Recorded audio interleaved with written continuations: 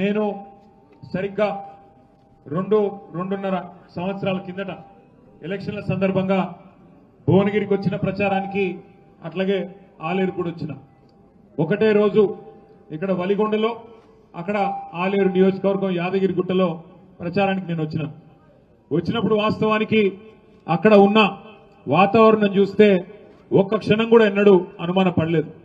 బ్రహ్మాండమైన ఉత్సాహభరితమైన వాతావరణం వలిగొండలో గాని యాదగిరిగుట్టలో గాని వేలాదిగా కార్యకర్తలు ప్రజలు తరలి వచ్చినారు. ఖచ్చితంగా కేసీఆర్ గారే తిరిగి గెలవాలి అనే ఒక వాతావరణం ప్రస్ఫుటంగా కనబడ్డది. మనసులో నేను అనుకున్నది ఏమంటే నల్లగొండ జిల్లాలో ఆనాడు ఉమ్మడి నల్లగొండ జిల్లాలో ఖచ్చితంగా గెలిచే సీట్లలో ముందు వరుసలో ఉండేది ఆలేరు భువనగిరి ముందు వరుసలో ఉంటాయని చెప్పి నేను అనుకొని పోయినా. కానీ మరి ఏ కారణం చేతనో మరి రెండు కూడా మనం కొద్ది శాతం ఓట్లతోనే కోల్పోవడం జరిగింది. కానీ ఈరోజు చాలా సంతోషం, 2 సంవత్సరాలు తిరగకుండానే మళ్ళీ సర్పంచ్ ఎలక్షన్లు జరిగితే భువనగిరి నియోజకవర్గంలో కాంగ్రెస్ కు 52 వస్తే మనకు 56 సర్పంచ్లు ఇక్కడ గెలుచుకున్నాం. ఆలేరు నియోజకవర్గంలో 74 మంది సర్పంచ్లు గెలిచినారు. మునుగోడులో కేవలం 2 మండలాలు వస్తాయి మనకు, చౌటుప్పలు సంస్థా నారాయణపూర్ 2 మండలాలు కలిపి అక్కడ కూడా 15 మంది సర్పంచ్లు గెలుచుకున్నాం. తుంగతుర్తి కూడా ఒకటే మండలం వస్తుంది మనకి, 2 ఏంటి మోత్కూరు అడగూడు 2 వస్తాయి, అక్కడ 9 సర్పంచ్లు గెలుచుకున్నాం. అట్లాగే నకిరెక్కల్లో రామన్నపేట వస్తుంది ఒకటే కదా, అక్కడ కూడా 7 సర్పంచ్లు. మొత్తం కలిసి యాదాద్రి భువనగిరి జిల్లాలో 161 మంది సర్పంచ్లను గెలిపించుకున్న నాయకత్వం మొత్తానికి హృదయపూర్వకంగా నేను అభినందనలు తెలియజేస్తా ఉన్నా. ఎందుకంటే పెద్దలు చెప్తారు, ఎక్కడ పోగొట్టుకున్న దాన్ని అక్కడనే దేవులాడుకోవాలి, అక్కడనే ఎత్తుకోవాలని చెప్తారు. 2 ఏళ్ల కింద ఎక్కడనైతే పోగొట్టుకున్నామో అధికారం, అక్కడి నుంచే తిరిగి మళ్లీ పూర్వ వైభవం ప్రారంభమైంది అనడానికి ఈరోజు ఆ యాదాద్రి లక్ష్మీ నరసింహస్వామి ఆశీస్సులతో మనం సాధించిన ఈ గెలుపే దానికి నిదర్శనం అని చెప్పక తప్పదు. ఈ గెలుపు సామాన్యమైన గెలుపు కాదు. ఇంతకుముందు సోదరుడు మాట్లాడుతూ ఒక మాట అన్నారు, పార్లమెంటు గెలుచుడు అలకగానే కానీ పంచాయతీ గెలుచుడు కష్టమని. అది నిజం కూడా. ఎందుకంటే ఎట్లెట్లా ఓట్లు తగ్గితే అట్లెట్లా ఓటు విలువ పెరుగుతుంది, ఓటు బరువు పెరుగుతుంది. నిజంగా కూడా ఒక్కొక్క ఇల్లు తిరిగి ఒక్కొక్క మనిషిని కలిసి కడుపులో తలబెట్టి ఆ ఉన్న 1000 ఓట్లలో 2000 ఓట్లలో గెలిచి రావడం అంటే మామూలు విషయం కానే కాదు. అందుకే మళ్ళొక్కసారి గట్టిగా గెలిచిన సర్పంచ్లకు ఉప సర్పంచ్లకు గట్టిగా అభినందనలు చెప్తాం. మీ గెలుపు ఇవాళ రాష్ట్రంలోని పార్టీ మొత్తానికి 1000 ఏనుగుల బలాన్ని ఇచ్చింది. సామాన్యమైన విషయం కాదు. గెలిచిన వాళ్ళు అట్లాగే దగ్గరికి వచ్చి ఓడిపోయిన వాళ్ళు ఉన్నారు, కొంత దూరంలో ఉండి ఓడిపోయిన వాళ్ళు కూడా ఉండొచ్చు. కానీ 12,800 గ్రామాల్లో పోటీ చేసి వీరోచితంగా పార్టీ కోసం గిరిగీసి బరిలో నిలబడ్డ ప్రతి ఒక్కరికి గట్టిగా చప్పట్లు కొట్టి ఒకసారి అభినందనలు చెప్పాలని చెప్పి కూడా నేను కోరుతా ఉన్నా. ఈ గెలుపు, ఈ ఉత్సాహం ఏదైతే మన సర్పంచ్ ఎన్నికలతో మన పార్టీలో వచ్చిందో ఇది సామాన్యమైంది కాదు. ఎందుకంటే అవతల వాళ్ళ అరాచకం కూడా సామాన్యమైంది కాదు. ఎన్ని రకాల ఇబ్బందులు పెట్టినారో మీ ఉమ్మడి నల్లగొండ జిల్లాలో మీరే చూసినారు. తమ్ముడు ఇప్పుడే కిషోర్ చెప్పినట్టు నూతన్కల్ మండలంలో లింగంపల్లి అనే ఊరిలో మల్లయ్య యాదవ్ అనే మన సోదరుడు, మన కార్యకర్త, ఆయన కోడల్ని వార్డు మెంబర్గా నిలబెట్టిండు. పాపం ఆయన తిరుగుతా ఉన్నాడు ప్రచారానికి. అదే ఊరిలో మన మండల అధ్యక్షుడు ఇంకో మల్లయ్య ఉంటాడు. ఆ మల్లయ్య గారి మీద దాడి చేయడానికి కాంగ్రెస్ ముష్కరులు, కాంగ్రెస్ గుండాలు 50 మంది వచ్చి రాత్రిపూట 10-10:30కు అందరు సలిపూట వెళ్ళిపోతే 50 మంది కావాలని మాటేసి పోయి దాడి చేస్తే అందులో మరి దురదృష్టవశాత్తు మల్లయ్య యాదవ్ గారి మీద వారు దాడి చేస్తే రాళ్లతోని కొట్టి కిరాతకంగా అక్కడే లింగంపల్లిలో దాడి చేసి చంపేసినారు. ఇది ఒక చోటనే కాదు, ఇట్లా చాలా చోట్ల చాలా దాడులు జరిగినాయి. ఇక బెదిరింపులకైతే లెక్కనే లేదు. అంత ఎంత గలీజ్ అంటే రాజకీయం ఎంత గలీజ్గా మారిందంటే కాంగ్రెస్ వచ్చినాక మనం కూడా ఉన్నాం 10 ఏళ్ళు ప్రభుత్వంలో, కానీ ఎప్పుడు ఇంత చిల్లర రాజకీయం చేయలే. నల్లగొండ నియోజకవర్గం తిప్పర్తి మండలం ఎల్లమ్మగూడెం అనే గ్రామంలో సర్పంచ్ గా నామినేషన్ ఇస్తే మన సోదరుడు ఆయన పేరేముండేనే యాదగిరి గారు నామినేషన్ ఇస్తే ఆ సోదరుని బెదిరించినారు, ముందు కొట్టినారు, కాళ్ళ మీద ఏళ్ల మీద కనబడుతున్నాయి దెబ్బలు. ఎగ్జామినేషన్ చేస్తే ఏ డాక్టర్ అయినా సర్టిఫికేట్ ఇస్తాడు, బాగా కొట్టినారు. కొట్టడమే కాదు, అయినా కూడా తమ్ముడు వినకపోతే కారులో వేసుకొని కిడ్నాప్ చేసి తీసుకొని పోయినారు. తీసుకొని పోయి అక్కడ ఉండే మంత్రి బలుపుతో ఆయన కనుసన్నలో ఉండే ఆయన అనుచరుల అహంకారం వల్ల మూత్రం దాగిపించి ఆయనను బెదిరించి ఇన్సల్ట్ చేసి అక్కడికక్కడనే ఆయనను అవమానించే ప్రయత్నం చేసినారు. అంటే ఎంత కిరాతకమైన ఎంత చిల్లర వికృతమైన రాజకీయం ఇది ఈ జిల్లాలో జరుగుతున్నది కాంగ్రెస్ నాయకుల కనుసన్నల్లో ఒక్కసారి మీరు ఆలోచన చేయండి.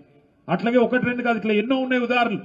హుజూర్ నగర్ కాన్స్టిట్యున్సీలో అయితే మన వాళ్ళని తీసుకొని పోయి పోలీస్ స్టేషన్లలో కూర్చోబెట్టి బెదిరించి ఆఖరికి కాంగ్రెస్ మండల అధ్యక్షుడిని పోలీసు కూడా పిలిపించుకొని వాళ్ళకు మన క్యాండిడేట్ని అప్పచెప్పి పంపించే పరిస్థితి.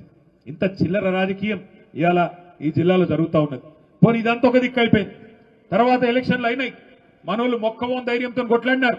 నకరేకల్ నియోజకవర్గం చిన్నకాపర్తి అనే గ్రామంలో మనకు పడ్డ ఓట్లను, మరి అధికారులకు ఏమైందో నాకు తెలియదు, మనకు పడ్డ ఓట్లను అవి కలిపితే మనం గెలిచిపోతాం, అవి పక్కకు బారేసి పక్కన మోరులో దొరికినాయి. మన లింగయ్య గారు పోయి చిరుమర్తి లింగయ్య గారు కొట్లాడి అట్లెట్లా మీరు లెక్క పెట్టారని గొడవ చేస్తే అది మొత్తం రాష్ట్రం దృష్టికి వచ్చింది. అట్లాగే ఇక్కడ రాఘవాపురం గాని వాసాల మరి గాని మీ యాదాద్రి భువనగిరి జిల్లాలో గెలిచిన వాళ్ళని కావాలని ఇవాళ దగ్గర రాష్ట్రం మొత్తం నిన్న కూర్చొని లెక్క తీసినాం మన పార్టీ ఆఫీసులో. రాష్ట్రం మొత్తం ఒక 100-150 గ్రామాలు ఇట్లున్నాయి. మనం గెలిచినాక కూడా కావాలని రీకౌంటింగ్ పెట్టి దొంగతనంతోని అధికార బలంతోని అధికార దుర్వినియోగంతో గెలిచిన ఒక 100-150 గ్రామాలున్నాయి. ఒక్కటి కూడా వదిలిపెట్టాం, కోర్టుకు పోతాం, తప్పకుండా గెలిచి వచ్చేదాకా మీకోసం కొట్లాడతామని చెప్పి కూడా నేను విజ్ఞప్తి చేస్తా ఉన్నా. మనం ఎమ్మెల్యేలనే ఇచ్చిపెట్టలేదు, మన పార్టీ వదిలిపెట్టి 10 మంది ఎమ్మెల్యేలు పోయి కాంగ్రెస్ పార్టీలో చేరినారు. నిన్న మీరు చూసే ఉంటారు, స్పీకర్ గారికి కనబడతలేదంట. ఏది ఎమ్మెల్యేలు సిగ్గు లేకుండా వాళ్ళే చెప్పుకున్నారు, మీరు చూసే ఉంటారు. ఇక మీ పక్కనే ఉంటుంది నియోజకవర్గం, ఎక్కువ దూరం లేదు, ఇటుకెళ్ళి ఒక 30-40 కిలోమీటర్లు స్టేషన్ గన్పూర్. కడియం శ్రీహరి గారు ఆయనే చెప్పుకుంటున్నాడు, నేను అభివృద్ధి కోసం కాంగ్రెస్ లో చేరినా అని ఉపన్యాసాలు ఇచ్చిండు మైకులలో. కానీ స్పీకర్ కనబడతలేదంట, వినబడతలేదంట. అంటే ఎంత గలీజు, ఎంత వికృతమైన రాజకీయం అంటే, స్పీకర్ గారేమో ముఖ్యమంత్రి ఏం చెప్తే అది ఆయన చేస్తా ఉన్నాడు. ఇంకా గలీజ్ ఏంటంటే 10 మంది ఆ ఎమ్మెల్యేలు ఎవరైతే పోయినారో వాళ్ళు ఇలా ఆడనా మొగనా చెప్పమంటే చెప్పాలని పరిస్థితులు ఉన్నారు. వాళ్ళు ఏ పార్టీ రాబాయి నీదంటే ఏ పార్టీ ఆనికి తెలియదు. ఎంత సిగ్గుమాలిన పరిస్థితి. ఒక్కొక్కరు 70 ఏళ్ళకి వస్తుంది, 75 ఏళ్ళకి వచ్చిండు పోచారం శ్రీనివాసరెడ్డి. ఏం రోగమే నాకు అర్థం కాదు ఈ వయసులో. ఓసారి స్పీకర్, ఓసారి మంత్రి, ఇంకేం చేస్తాడు కేసీఆర్? నీకు సిగ్గు లేకుండా కాంగ్రెస్ లో చేరి ఇలా ముఖం ఎక్కడ పెట్టుకోనా తెలియక కాంగ్రెస్ లో దిక్కు కూర్చున్నాడు. ఏది ఆ అసెంబ్లీలో కూర్చుంటే మొన్న స్పీకర్ ముంగట మనోళ్ళు అడిగిరట, మరి నువ్వు మా ఓన్ అయితే గట్టెందుకు కూర్చున్నావా? బాత్రూమ్ దగ్గర ఉంది, జల్లి పోయేది ఉంటుంది. అదో బతుకా నీది? నాకు అర్థం కాదు. ఏం బతుకు? ఇంతకాలం 70 ఏళ్ళు సంపాదించిన పేరంతా నాశనం చేసుకుంటే రేవంత్ రెడ్డి సంకల చేరి ఎందుకు ఆ బతుకు? నాకు అర్థం కాదు. చచ్చిపోయింది న్యాయం కాదు దానికంటే. ఎందుకు ఆ బతుకు? 10 మంది ఎమ్మెల్యేలు ఏం బతుకది? గబ్బిలాలు కదా సూరు పట్టుకొని వెళ్ళాడినట్టు అక్కడికి పొగ పెడుతుంటే సి అని కొడుతుంటే ఏ పార్టీ చెప్పుకోలేని పరిస్థితి. ఓ పెద్ద మాటలు చెప్తాడు కడియం శ్రీహరి. ఏదో కడియం అంటే కమిట్మెంట్, క్యారెక్టరా కాకరకాయన ఆయన చెప్తున్నాడు. నేను చూస్తున్నా, ఆడ పోతున్నప్పుడు చూస్తున్నా వరంగల్.